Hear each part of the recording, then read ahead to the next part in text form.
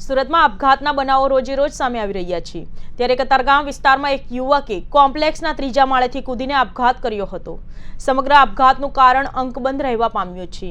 જોકે આપઘાતનો બનાવ સીસીટીવીમાં કેદ થયો છે। હાલ મૃતદેહને પોસ્ટમોર્ટમ માટે ખસેડીને વધુ તપાસ હાથ ધરવામાં આવી છે। સુરતમાં આપઘાતના બનાવો રોજ સામે આવી રહ્યા છે। ત્યારે કતારગામ વિસ્તારમાં એક યુવક કોમ્પ્લેક્સના ત્રીજા માળેથી કૂદીને આપઘાત કર્યો હતો। સમગ્ર આપઘાતનું કારણ અકબંધ રહેવા પામ્યું છે। જો કે આપઘાતનો બનાવ સીસીટીવીમાં કેદ થઈ ગયો હતો। હાલ મૃતદેહને પોસ્ટમોર્ટમ ખાતે ખસેડી વધુ તપાસ હાથ ધરવામાં આવી છે।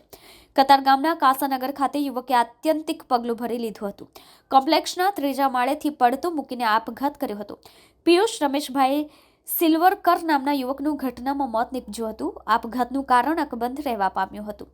હાલ પોલીસે પિયુષના આપઘાતને લઈને ગુનો નોંધી વધુ તપાસ હાથ ધરી છે।